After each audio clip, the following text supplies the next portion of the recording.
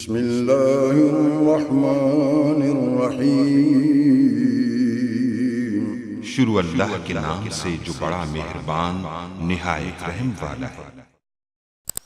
अस्सलाम वालेकुम गाइस। तो आज हम जानेंगे कि ग्रास्प क्या है। तो इससे पहले हम डिज़ाइन पैटर्न के बारे में डिस्कस कर चुके हैं। तो हम इस ग्राफ्स और इसकी टाइप्स के बारे में डिस्कस करेंगे। तो यहाँ आपको देख रहे होंगे क्रिएटर, कोहेजन, कपलिंग, कंट्रोलर वगैरह। यहाँ 5 जो टाइप्स है गिवन है, और जो इसके पास 4 जो टाइप्स हैं वो लास्ट पे हैं। तो जिस तरह हमारी आउटलाइन में है ये टाइप्स वगैरह और ग्राफ्स, इस तरह इसके बारे में हम डिस्कस करेंगे। तो सबसे पहले हम देखते हैं, ये हमारे पास ग्रास पैटर्न और इसकी ये 3 टाइप्स हैं। इन 3 टाइप्स, इसकी टोटल 9 टाइप्स हैं। इसमें यहाँ जो वो नजर इन्फॉर्मेशन एक्सपर्ट, क्रिएटर और कंट्रोलर, इन स्लाइड्स में जो 40 स्लाइड्स हैं इनके बारे में डिस्कस किया गया है। तो इनका यहाँ और कोई मतलब नहीं है। तो उसके बाद हम देखते हैं कि हमारे पास using design pattern with graphs. Graphs हमारे पास 5 वर्ड से मिलकर बना, जैसे कि general, responsibility, assignment, software patterns. General मतलब कि किसी के लिए, किसी भी सॉफ्टवेयर के लिए इसको हम यूज़ कर सकते हैं। जर्नल और स्पेसिफिक 2 चीज़ें होती हैं। जैसे कि मैं आपको एग्जांपल के थ्रू समझाता हूँ कि जैसे कि किसी भी शख्स का नाम है, तो नेम एक जर्नल है जो कि हर एक शख्स के लिए यूज़ किया है कि आपका नेम क्या है, आपका नेम क्या है। जबकि अगर कोई उसका मखसूस नाम रख दिया जैसे कि अली या रज़ा, तो फिर वो स्पेसिफिक बन जाता है, जो हम किसी ख़ास आदमी के लिए यूज़ करते हैं और वो उसी का नाम होता है। जबकि जो नेम है वो हम सब के लिए यूज़ कर सकते हैं। तो इसीलिए जो ग्राफ्स पैटर्न्स वगैरह हैं, तो इनका हम किसी भी सॉफ्टवेयर के लिए यूज़ कर सकते हैं, इसलिए इनको कहा गया है जर्नल। और रिस्पॉन्सिबिलिटी असाइनमेंट का मतलब है कि हम इसमें रिस्पॉन्सिबिलिटी असाइन करते हैं सॉफ्टवेयर बनाने के लिए, यानी कि क्लास होगी, उसके बाद हमारे ऑब्जेक्ट्स वगैरह, मेथड्स वगैरह। तो कौन सी क्लास को, कौन से ऑब्जेक्ट्स को, यानी किन किन चीज़ों को कौन कौन सी रिस्पॉन्सिबिलिटी असाइन करनी है, उनके बारे में हम देखते हैं। तो ये हमारे पास टोटल जो 9, इनको आप प्रिंसिपल कह लें, पैटर्न्स कह लें या रूल्स हैं, तो ये हमारे पास ग्राफ्स के 9 या टाइप्स हैं। तो ये हमारे पास 9 जो ग्राफ्स पैटर्न्स हैं। Creator, information expert, low coupling, controller, high equation, polymorphism, pure fabrication, indirection, protected variation. तो जो लो कपलिंग और हाई इक्वेशन, ये दोनों जो आप इसमें मैच करते हैं, और ये बहुत ही इंपॉर्टेंट्स हैं।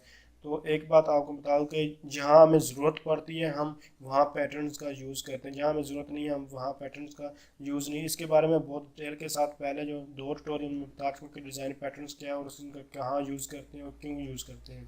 तो इसलिए अगर आपने वो ट्यूटोरियल नहीं देखा तो आप उससे पहले देख लें।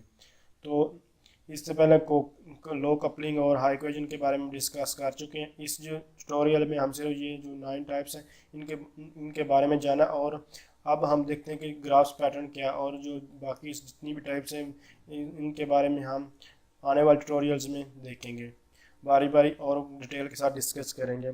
तो ये जो आपको 5 जो फर्स्ट टाइप्स नज़र आ रही हैं, ये जो हमारी बुक्स है ऑब्जेक्ट ओरिएंटेड एनालिसिस, इसमें वो कहते हैं कि जो इटरेशंस हैं उसके जो फर्स्ट इटरेशंस है उनमें इन 5 जो भी पैटर्न्स इनका यूज़ किया जाएगा कहीं भी ज़रूरत हो। और जो बाकी ये वाले 4 हैं, पॉलीमार्फिज्म, प्योर फैब्रिकेशन, इनडायरेक्शन और प्रोटेक्टेड वेरिएशन, तो इन चारों का सेकंड जो इटरेशन उनमें यूज़ किया जाए।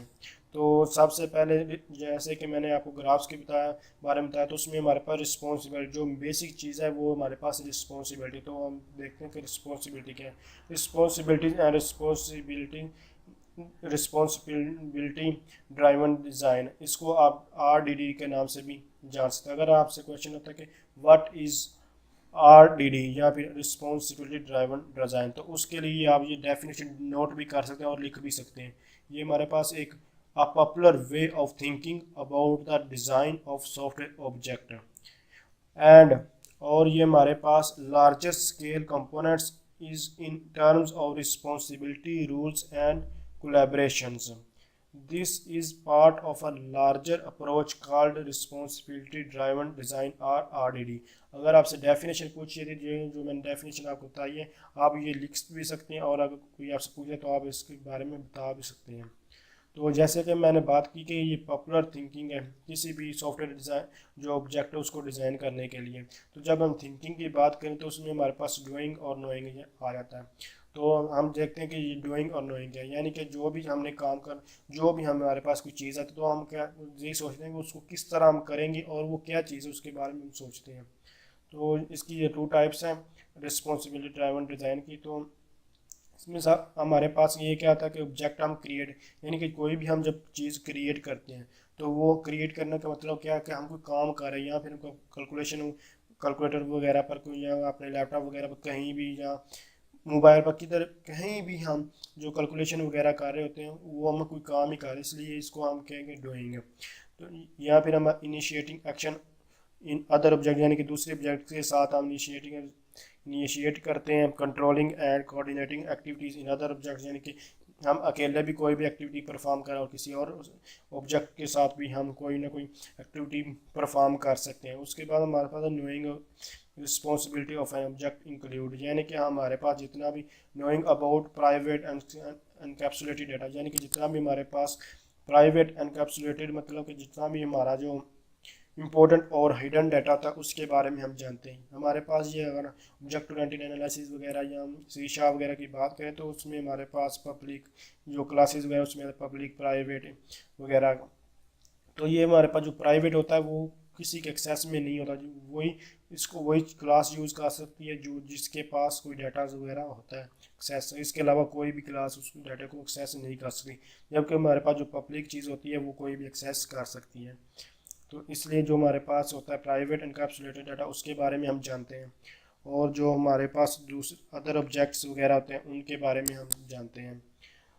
तो नोइंग अबाउट रिलेटेड ऑब्जेक्ट्स, जो यानी कि जो भी उससे रिलेटेड ऑब्जेक्ट्स होते हैं उनके बारे में, जैसे कि अगर आप एटीएम की बात करें तो एटीएम के कार्ड्स मशीन्स और जो उसके क्लाइंट्स वगैरह उनके सब का आपस में रिलेशन होता है।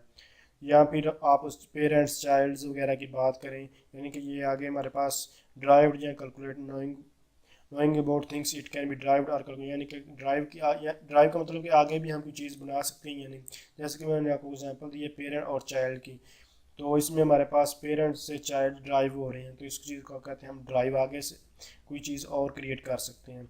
और उस कैलकुलेटर का आपको पता ही है क्या होता है कि, यानी कि हमारे पास जो ड्राइव चीज़ है ये जैसे कि सेल्स और कस्टमर्स वगैरह, एक चीज़ से दूसरी चीज़ ड्राइव आगे एम्प्लॉयज़ वगैरह आ जाते हैं, तो इसको हम कहते हैं ड्राइव्स।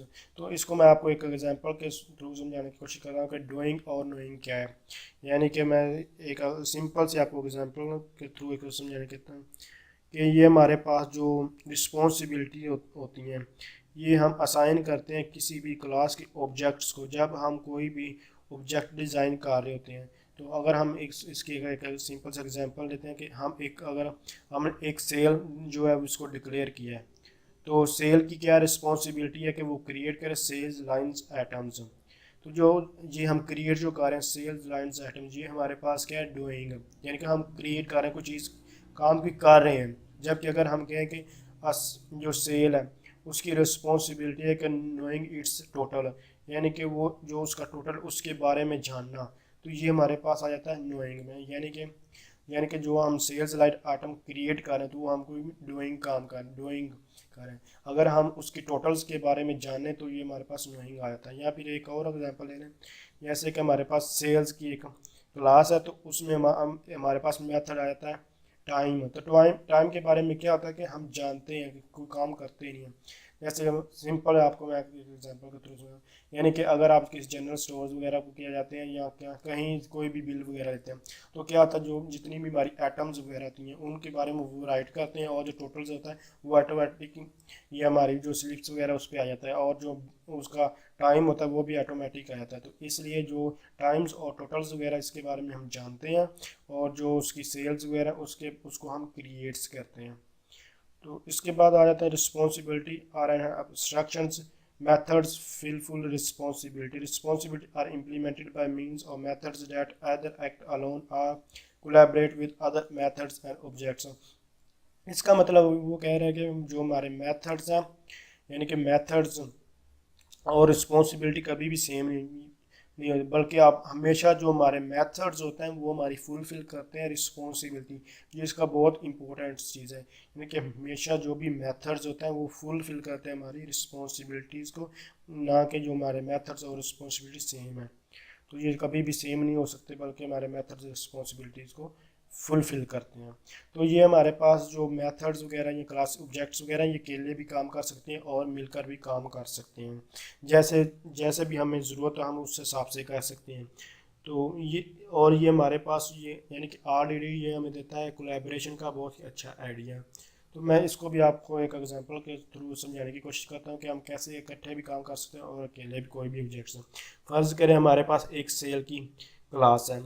तो ये जो सेल की क्लास है, हम इसके अगर हम इस सेल्स की क्लास को अगर हम डिफ़ाइन करें और इसका हम एक मेथड क्रिएट कर दें, यानी कि एक मेथड क्रिएट सॉरी हम मेथड के बारे में जानें, यानी कि अगर हम टोटल का एक यानी कि गेट टोटल के नाम से हम एक मेथड जो है उसके उसको बनाएं।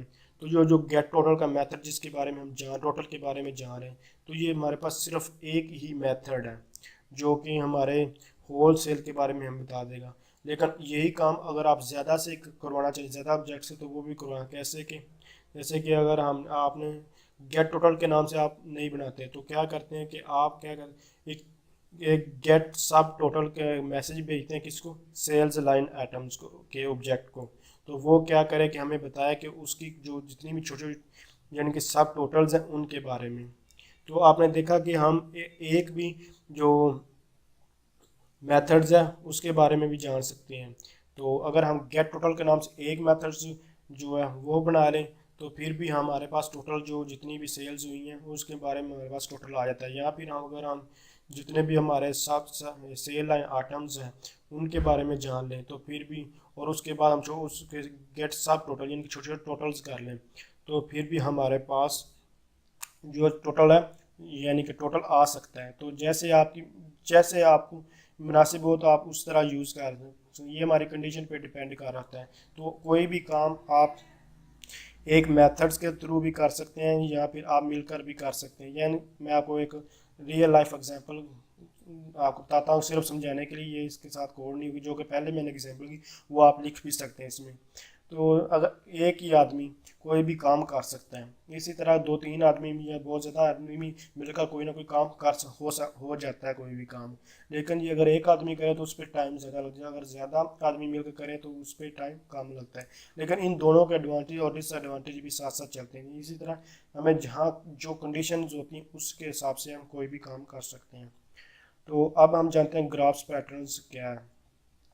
तो जैसे कि मैं जनरल जी रिस्पॉन्सिबिलिटीज़ वगैरह इसके बारे में बता चुका हूँ, और ये हमारे पास ड्यूरिंग द असाइनमेंट और रिस्पॉन्सिबिलिटी यानी कि हमारी जो इतनी भी रिस्पॉन्सिबिलिटीज़ होती हैं वो हम इंट्रैक्शन डायग्राम्स वगैरह और प्रोग्रामिंग के वक्त इनके बारे में हम ग्राफ्स के बारे में हम देखते हैं। इंट्रैक्शन डायग्राम्स क्या होती हैं हम इसके बारे में, यानी कि सीक्वेंशियल डायग्राम्स वगैरह, क्लास डायग्राम्स के इनके बारे में हम जान चुके हैं।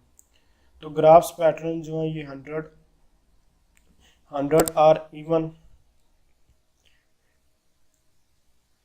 1000 of software classes and hundreds or thousands of responsibility to be assigned। यानी कि मैं इन चीज़ ग्राफ्स के बारे में कुछ सिंपल बताता हूँ कि ये हमारे पास जितनी हमारे पास ज़्यादा रिस्पॉन्सिबिलिटीज होंगी उतने हमारे पास जो क्लासेस और मेथड्स हैं वो उतने ज़्यादा होंगे। जितनी हमारे पास रिस्पॉन्सिबिलिटीज़ कम होंगी उतने हमारे पास जो मेथड्स ऑब्जेक्ट्स क्लासेस हैं वो उतनी कम।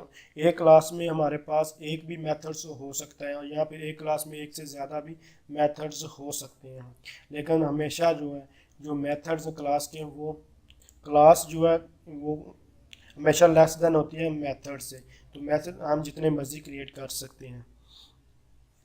तो इसके लिए मैं आपको एग्जांपल के थ्रू समझाने की कोशिश करता हूँ कि अगर हम या रियल लाइफ एग्जांपल नहीं है बल्कि आप इसको लिखना चाहें तो लिख भी सकते हैं। ये अगर मैं रिलेशनल डेटाबेस की बात करूं तो रिलेशनल डेटाबेस में क्या होता है कि हमारे पास बहुत ज़्यादा डेटाज होते हैं, जैसे कि यूनिवर्सिटी के स्टूडेंट्स वगैरह तो उनका रिकॉर्ड्स वगैरह, तो उसमें हज़ारों हमारे पास क्लासेस और लाखों के हिसाब से हमारे पास उसके मेथड्स वगैरह आ जाएंगे।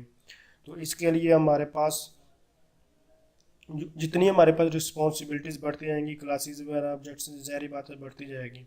तो अगर हम इसी तरह बात करें एक सेल्स की, क्या हमने एक सेल जो क्लास है वो क्रिएट करनी है, तो उसमें हमारे पास एक मेथड्स भी हो सकता है। तो जो डाटा बेस होता है इसमें बहुत ज़्यादा रिकॉर्ड्स होते हैं, जैसे कि मैं आपको बता चुका हूँ। तो इसमें रिस्पॉन्सिबिलिटी भी ज़ाहिर बात है बहुत ज़्यादा होंगी, तो इसमें हमें पैटर्न्स भी ज़्यादा यूज़ करने पड़ेंगे। जबकि जो हमारे पास सेल्स है, सेल्स हमारे पास कभी एक हो सकती है, दो भी हो सकती है, इसलिए इसमें मेथड्स भी कम हो सकती हैं। तो ये हमारे पास था ग्राफ्स पैटर्न्स। तो इसके बारे में हम जर्नल्स हमने इसके बारे में देखा है, और इसकी जो टाइप्स हैं इन सब के बारे में बारी बारी डिटेल के साथ देखेंगे।